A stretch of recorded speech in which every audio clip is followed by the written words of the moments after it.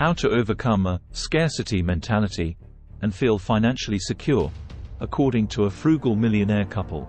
Jonathan and Jacqueline Sanchez pushed the net worth over $1 million in 2021 through a combination of savings, investments, and real estate equity. But it took a while for Jonathan, who grew up in a frugal, single-parent household, to feel fully financially secure, despite the couple's millionaire status. It took a lot of psychological reflecting to get to a place where I wasn't feeling guilty about spending money, he tells CNBC Make It.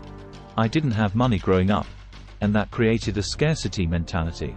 It took some time to realize that we had money saved and money coming in, and to feel comfortable saying, hey, we're okay.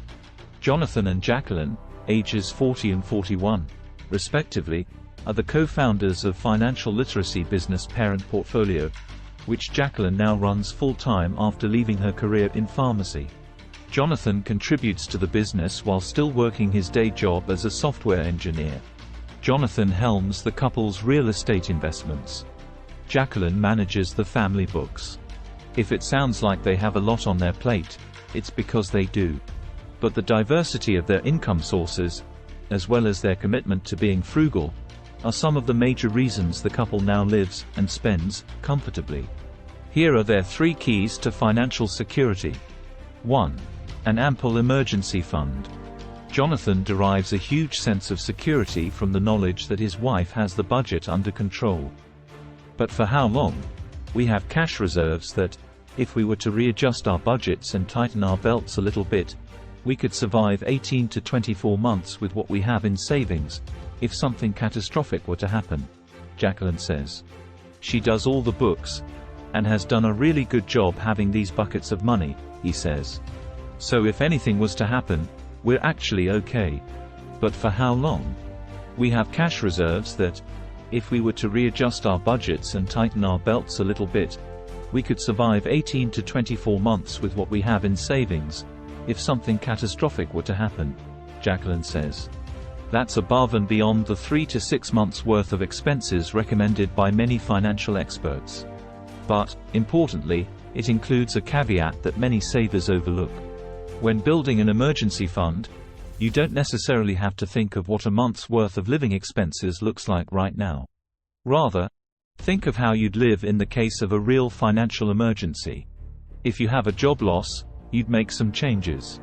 You'd probably cut your gym membership and get rid of your subscriptions. For instance, Christine Benz, Director of Personal Finance and Retirement Planning at Morningstar, previously told Make It.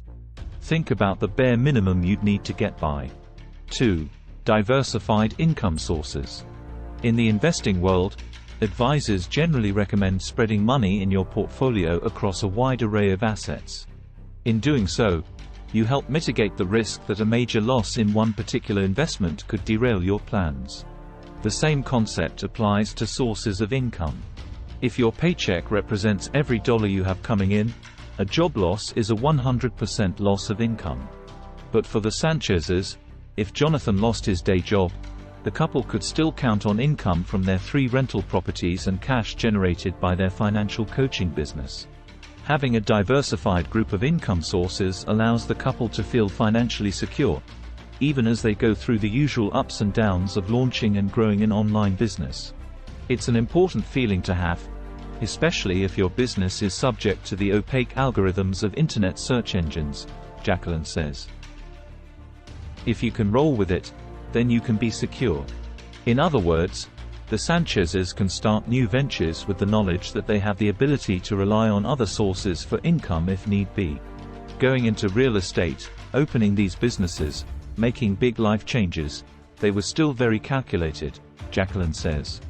We have plan Bs and plan Cs just in case. 3. Skills and frugality. One of those plans involves Jacqueline, who effectively took a pay cut to run the website full-time, going back to work. We still have the skills that we learned in college. I went to pharmacy school. I still keep my license active, Jacqueline says. And for me, that's kind of a security blanket. I can always go back into the workforce should the need arise.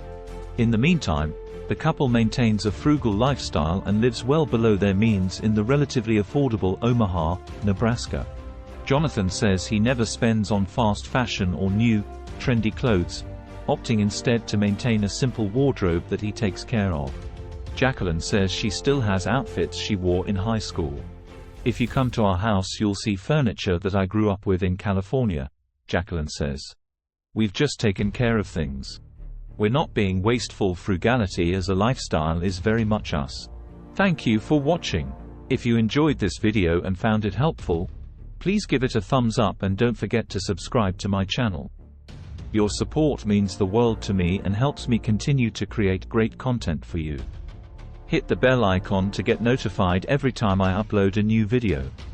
See you in the next one.